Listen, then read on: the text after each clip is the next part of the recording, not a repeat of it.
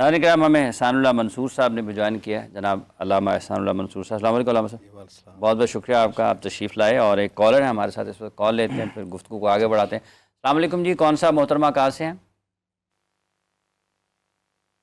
جی السلام علیکم۔ برائے مہربانی۔ اچھا جی، میں کال جو ہے وہ ڈراپ ہے۔ سب بات ہم کر رہے ہیں صلہ رحمی کے حوالے سے، اور جو خاندانی جو خونی رشتے ہیں، جو انسان کے ہمسائے ہیں، دوست ہیں، تعلقات ہیں، اس حوالے سے قرآن کریم کی آیات مبارکہ بھی ہیں۔ جیسے بھی علامہ صاحب نے فرمایا کہ وہ آتِ ذی القربیٰ حقہ والمسکین، نبی کریم صلی اللہ علیہ وآلہ وسلم کے پاس ایک شخص آیا اور اس نے پوچھا کہ میں کچھ نرم ہو جائے، دین بڑا سخت ہے، تو آپ صلی اللہ علیہ وآلہ وسلم نے فرمایا کہ غصہ نہ کرو۔ آج کے اس دور میں ہمیں قرآن سنت سے کیا رہنمائی ملتی ہے کہ ہمیں اپنے معاملات میں کس طریقے سے لوگوں کے ساتھ پیش آنا چاہیے؟ والکاظمین الغیظ والعافین عن الناس بھی، انما المؤمنون اخوہ بھی ہے۔ کالر ہے جی ہمارے ساتھ دوبارہ۔ السلام علیکم جی۔ وعلیکم السلام، میں ساجدہ بات کر رہی ہوں سرگودا سے۔ جی میڈم۔ مجھے یہ سوال کرنا تھا کہ ہمارے ہاں یہ رشتے پہ نا 2 بھائیوں میں تنازع ہو گیا تھا، تو جب رشتہ ٹوٹا ہے تو دونوں بھائیوں میں بھی لڑائی جھگڑا شروع ہو گیا، اور پھر ان کی فیملیز نے ایک دوسرے سے ملنا بند کر دیا۔ اب بچوں کی شادیاں بھی ہو گئی ہیں، ان کے بچے بھی ہیں، لیکن وہ جو ایک خاندانی جو نفرت ہے وہ ابھی ویسے کی ویسی ہے۔ بلکہ اب جو ہے وہ بچوں کو بھی کہا جاتا ہے کہ بھئی آپ کو جہاں وہ نظر آئے ان سے سلام نہ لیں، ان سے بات نہ کریں۔ تو میں یہ جاننا چاہتی ہوں کہ اس میں اسلام کیا کہتا ہے اور ہمیں کیا تعلیم دیتا ہے کہ ہم ایسے جو تعلقات جو ایسی وجوہات کی بنا پر ٹوٹ جاتے ہیں، خراب ہو جاتے ہیں، وہ کیسے جوڑے جا سکتے ہیں؟ ٹھیک ہے، بہت شکریہ محترمہ آپ کا۔ جی علامہ صاحب۔ جی سر، پہلی بات تو یہ ہے کہ بطور مسلمان عقیدہ ایک ایسا ویژن ہے جو ہمارے بے شمار مسائل کا حل پیش کرتا ہے۔ ٹھیک ہے۔ جتنی بھی ہماری نفرتیں ہیں یا بائیکاٹ کی شکل ہے یا ایک دوسرے کی دشمنی کی وجوہات ہیں، ان سب کی بیک پہ ہمارے کچھ مفادات ہیں۔ بعض اوقات وہ جائز ہوتے ہیں اور بعض اوقات وہ جائز نہیں ہوتے۔ ہمیں یہ دیکھنا ہے کہ جن مفادات کو ہم حاصل کرنا چاہتے ہیں وہ جس طرح شیخ صاحب بتا رہے تھے، وہ قطع رحمی کر کے زیادہ مل سکتے ہیں یا صلہ رحمی کر کے مل سکتے ہیں۔ ایک بات تو یہ ہے۔ اب میں یہ سمجھتا ہوں کہ 2 چیزیں ایسی ہیں جو اس میں بڑی سمجھنے سے تعلق رکھتی ہیں۔ مثلا نبی صلی اللہ علیہ وسلم نے فرمایا جو بندہ یہ چاہتا ہے کہ اللہ اس کے رزق اور اس کی عمر میں برکت پیدا کرے، یہ دونوں چیزیں آ گئیں، معیشت بھی آ گئی اور اس کی عمر بھی آ گئی، فرمایا اس کو چاہیے وہ صلہ رحمی کرے۔ اب جو اپنی معیشت کو بہتر کرنا چاہتا ہے اس کا ذمہ ہے کہ وہ صلہ رحمی کرے، اور جس نے قطع رحمی کرنی ہے اس کا پہلا نقصان یہ کہ اس کی معیشت ڈسٹرب ہوگی۔ یہ اس کی تصویر کا دوسرا رخ ہے۔ دوسرا، نبی صلی اللہ علیہ وسلم نے جب اتنے بڑے نقصان سے ہمیں آگاہ کر دی ہے کہ قطع رحمی کرنے والا جنت میں جائے گا ہی نہیں، تو ہمارے پاس کیا بچا؟ نہ ہمارے پاس آخرت بچ رہی ہے، نہ دنیا بچ رہی ہے۔ اور تیسری چیز جو اس کا ایک اور اینگل ہے، عام معاشرہ، اس معاشرے کے ساتھ 3 دن سے زیادہ ہمیں بائیکاٹ کی اجازت نہیں ہے۔ نبی صلی اللہ علیہ وسلم نے ایک بڑی سخت حدیث، سخت میں اس لیے کہہ رہا ہوں کہ اگر اس پر عمل نہ کریں تو اس کا نقصان بڑا سخت ہے۔ آپ نے فرمایا کہ ہر سوموار اور جمعرات کو اللہ کے پاس اعمال نامے پیش ہو جاتے ہیں، اللہ سب مسلمانوں کو بخش دیتا ہے، مگر 2 لوگ ایسے ہیں کہ جن کی فائل اللہ چیک ہی نہیں کرتا، اور وہاں رد عمل ہی اور ہے۔ وہ ایک ان میں سے وہ ہے جس نے اللہ کے ساتھ کسی کو شریک کیا، اور دوسرا وہ شخص ہے کہ جو کسی سے ناراض ہے۔ اللہ تعالیٰ وہاں پر یہ کہتے ہیں کہ ان کی فائل لے جاؤ حتیٰ کہ یہ صلح کر لیں، حتیٰ کہ یہ صلح کر لیں، حتیٰ کہ یہ صلح کر لیں۔ میں کہتا ہوں ہماری نمازیں، روزے، زکوٰۃ، حج، سب اگر اس کو اللہ نے چیک بھی نہیں کرنا تو ثواب کس نے دینا ہے؟ اللہ نے اس نے دینا، اور وہ چیک نہیں کر رہا۔ تو اگر ہم چاہتے ہیں کہ ہم سوموار جمعرات کو بخشش نامہ وصول کریں باقیوں کی طرح، تو عام شخص کے ساتھ 3 دن سے زیادہ ناراضگی کی گنجائش نہیں۔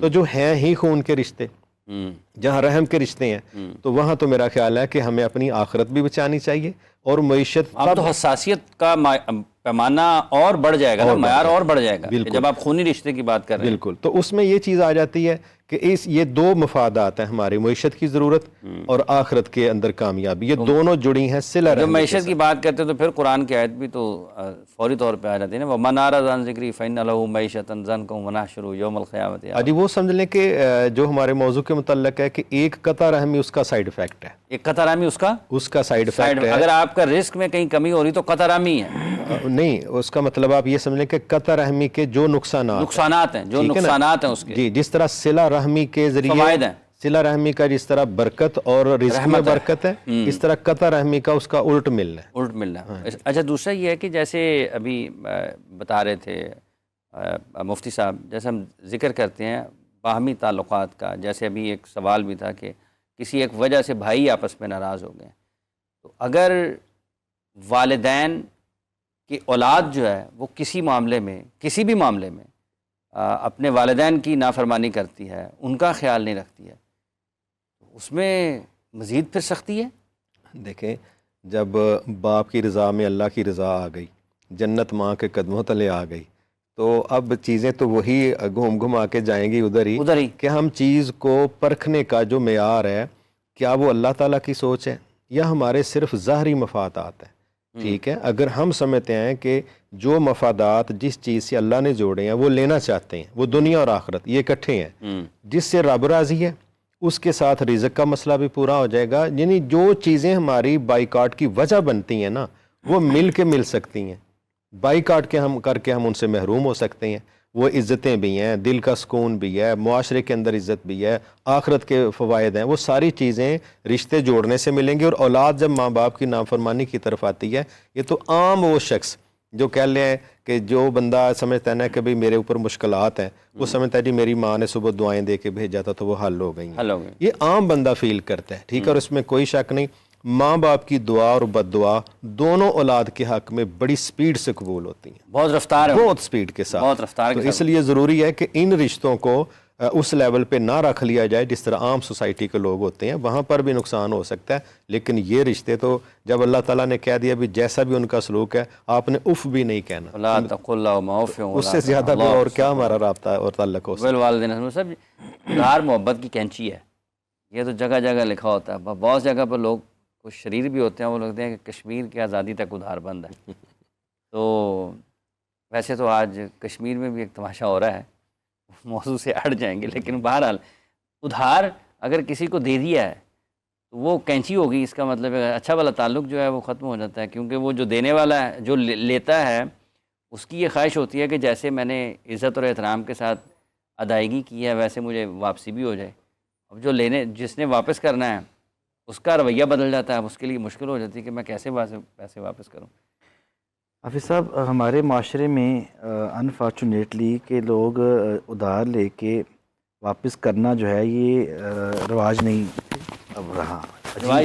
رہا، لوگ تو جب لیتے ہیں تو اتنا نہ دینا بہتر ہے، پھر ضرورت مند کو آپ دیں تو ہم مسئلہ یہ ہے کہ ہم شریعت سے بڑے دور ہو گئے ہیں۔ پہلی بات تو ہم لکھتے نہیں ہیں، حکم یہ ہے کہ ایسا کوئی معاملہ جب لین دین ہو تو ہمیں اس کی تحریر کرنی چاہیے، یہ حکم خدا بندی ہے، جس خدا نے ہمیں پیدا کیا ہے تو اس نے فرمایا ہے، وہ جانتا ہے کہ ہمارے اندر کیا کیا خوبیاں خامیاں، ہمارے اندر کیا خصلتیں ہیں، کیا ہمارے مزاج ہیں، وہ فرماتا ہے کہ فَلْيَكْتُبْ بَيْنَكُمْ كَاتِبٌ بِالْعَدْلِ، تمہارے درمیان کسی کو لکھنے والے کو یہ تحریر لکھنی چاہیے، اس میں گواہ بنانے چاہیے۔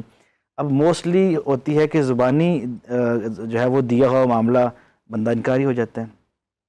اب اس سے کیا ہوتا ہے، یہاں پہ تو لکھا ہوا بھی انکاری ہوگا، میرے کو زبردستی حال ہے، میں کہتے نہیں زبردستی انگوٹھا لایا میں۔ اچھا، جس سے بات کر میں آتا ہے کہ نبی اکرم صلی اللہ علیہ وسلم پوچھتے ہیں کہ اگر صحابہ تم جانتے ہو کہ مفلس کون ہے، غریب کون ہے؟ صحابہ نے کہ یا رسول اللہ فدا کا امی و ابی، آپ بہتر جانتے۔ فرمایا کہ وہ شخص جو قیامت کے دن آئے گا اس کے پاس نیکیاں ہوں گی، لیکن پھر کچھ ایسے شخص آئیں گے جنہوں نے ان سے کچھ پیسے لینے ہوں گے، اللہ تعالیٰ ان کی نیکیاں جو ہے وہ اس شخص کو دے دیں گے، اس کے بعد بھی اگر اس کا معاملہ کلیئر ہوگا ٹھیک ہے، نہ کلیئر ہوا تو اس شخص کی جو گناہ ہیں وہ بھی اس کے ذمہ چلے جائیں گے۔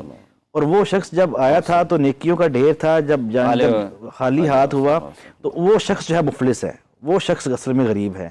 ہمارے ہاں لوگ سمجھتے ہیں کہ شاید ہم نے مرنا نہیں ہے، آخرت میں حساب نہیں ہونا، لوگ تو یہاں تک یہ ہمارے ہاں کہنا شروع ہو گئے یہ کہ ابھی انگوٹھے پھر بتا دیں گے نا الیوم نختم علی افواہہم کہ زبردستی لائے ایسی کہ خود جی، رضامندی سے ایسے لگائے ہی گئے تھے. وہاں پہ ہاتھ بولیں گے، وہاں پہ آپ کے جو ہے وہ اللہ جسم کے اعضاء بولیں گے.